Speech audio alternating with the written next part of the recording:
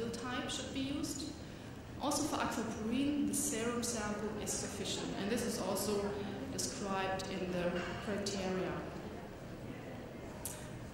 Coming to from my point of view, very exciting disease when it comes to autoantibodies, it's a limbic encephalitis. So here we deal with an inflammation or encephalitis of the limbic system, which is responsible mainly for behavior, emotion, and memory. So affecting the limbic system results in different symptoms. So the patients will have memory deficits, psychiatric symptoms that we will see also in the following slides, seizures, sleeping problems.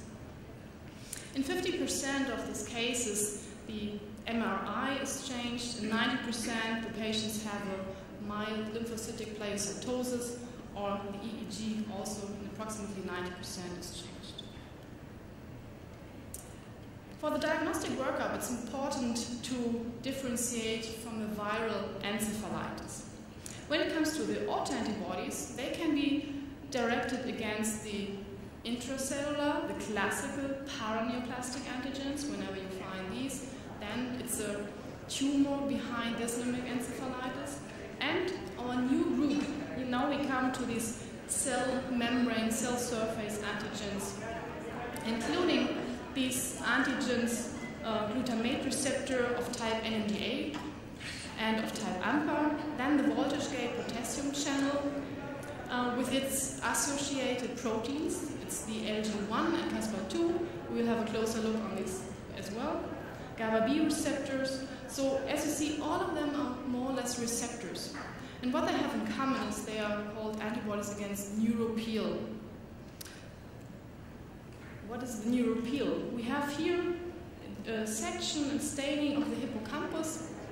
And you see on the left side, the nuclei are stained. In this case, we have an antibody reaction of anti-Hu. And on the right side, you see this so-called neuropil staining. This is the enlargement here down. The nuclei are negative, and you have here the so-called neuropil, so a dense tangle of axon terminals. And here we have the so far mainly described antibodies. NMDA receptor, with NMDA receptor encephalitis is the most common one. It's even more common than what we saw so far, the Hu, Yu, or Ri antibodies. This was described first in young women having an ovarian teratoma. This is in case it is a paraneoplastic form, the most common tumor seen. So paraneoplastic cases depend on age, sex, ethnicity. We will see a graph for this as well later on. Then we have AMPA, GABA, all limbic encephalitis. Paraneoplastic cases described as 70% and 60%. You see the lung is affected in these cases. And then we have LG1, Caspar2. These are these two proteins that are complex to the voltage gate potassium channel. Here the paraneoplastic cases are below 20%. In the following, I would like to focus on NMDA receptor encephalitis. This is, as I mentioned, the most common one. So all the patients, what they have in common is a so-called prodromal phase. This means these patients have flu-like symptoms within the first 2 weeks, a little bit fever, so nothing specific that points to a limbic encephalitis at that moment. But then there will be, in most cases, a personality change. So hallucination, psychosis, memory deficits occur, and many of these patients will show up in psychiatric units. Within the course of the disease, there are also abnormal movements. The patient can fall into coma. And the good news is, even after 1 year being in coma, there is a recovery. And this was nicely described in several case reports. So many patients are then also end up in intensive care units. So there's a clinical worsening in one direction, but the good news is there's definitely a clinical improvement if this diagnosis is done. A very prominent case, a very interesting book, I have to say, is the case of a young woman from the US. So she was 24 when she started to get this abnormal behavior, and it's a book written from her point of view, and this was possible because her parents were writing a diary, and she ended up in an intensive care with video documentation. So it took a while and several doctors until she was diagnosed. So her clinical procedure was worsened, and then someday a doctor came, which they call Dr. House, indeed, and he came to the idea to test for these NMDA receptor antibodies, and it turned out she's positive.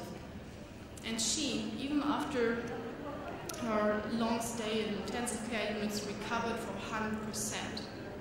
I mean, you can imagine how many people probably end up in psychiatric units if they are not diagnosed. So definitely what we can say is it's an underdiagnosed disease so far. What we see here is are the latest data of the statistic of the age of the patient and the prevalence of tumors. So as you can see here in light red, these are the female patients without a tumor. Here in dark, these are the female patients with tumor. In blue you find the men, so there are less men and more women, and especially there's a highest prevalence of young women between 18 and 30 years of age. Which leads also quite often to a misdiagnosis, encephalitis of unknown origin or drug-abused encephalitis, because these are young patients, and so probably sometimes it's really thought it's just because of drug abuse. And important message, you see also small children can be affected already with this disease. And here we have a statistic about the first symptoms of the patients. If the patient is below 12 years, you see that there's mainly movement disorders, behavior change, and seizures we have here. And then the older the patient gets, the more the behavior changes will occur and less seizures will be seen. What we know based on the data so far is that most patients will have a full or substantial improvement. But the recovery can really take up to or longer than 2 years. And the outcome depends on the delay of treatment and the severity of the disease. But interestingly, when we think about the severity of the disease, those patients with tumor have a better outcome than those without. Because in case there's a paraneoplastic case, we know the course of the reason. In case there's no tumor behind, we do not know exactly why this patient will develop antibodies. The treatment which is recommended, there's a kind of two-step strategy. The first line immunotherapy includes steroids, IVIG, and/or plasma exchange. If this fails, and especially in case of NMDA receptor, you should go quick with a second-line treatment, including rituximab or cyclophosphamide. Relapses occurred in approximately 40% of this statistic, and as I mentioned, most of them in patients without a tumor. And last but not least, some words regarding the voltage gain potassium channels. So the diagnostic indication we have here is limbic encephalitis, the neuromyotonia, or in case both comes together, the Morvan syndrome.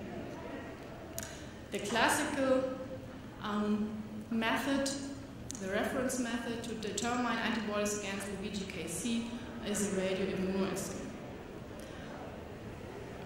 But in two different studies, actually, it turned out that most antibodies do not bind to the subunits of the channel itself? No.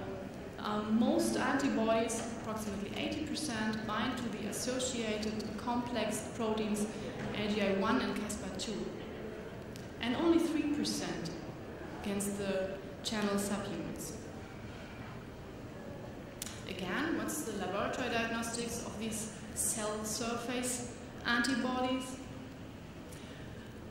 We have the immunohistochemistry based on tissue sections on hippocampus and cerebellum, which are quite characteristic, but they are not specific, because they all look similar.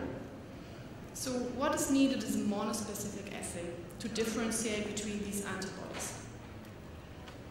And this, again, is possible with the cell-based assay. So you see then, you can separate and differentiate between these different results. Why is this necessary? I mean, we deal with limbic encephalitis in most cases, but in this case you have to consider there's a different treatment. So for NMDA receptor we have very frequent or mostly an intrathecal synthesis, whereas for LG1 nearly none. So here might be a plasmapheresis sufficient. In case of NMDA receptor we have to treat differently. Another reason for differentiation is the tumor association.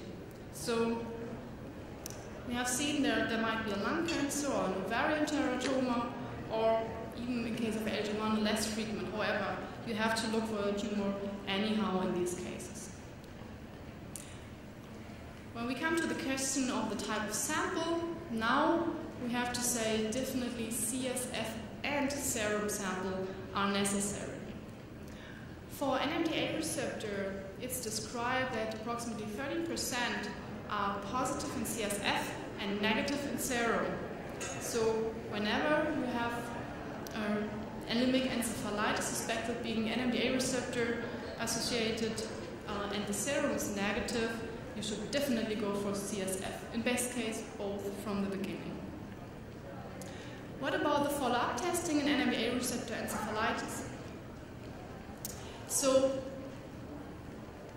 important message is the antibody titer in CSF, not the serum, correlate with the activity. What we also know is that the antibody persists in the serum, and there might be, this is a very interesting case report, there might be persistence of an intrathecal NMDA receptor antibody synthesis. However, anyhow, the clinic is decisive, so you do not treat the antibody, you treat the patient. So we can conclude the anti-neuronal antibodies can be associated with various neurological syndromes. So the classical intracellular antigens or antibodies against it are often the first indication of an underlying tumor. Regarding NMO, it's very important to differentiate from the classical MS. And what we know is that these antibodies against the neuronal cell surface antigens are more frequent than the classical PNS antibody. Last but not least, the multiple antigen testing is essential, and the reason for this I show you in the last slide. This is a statistic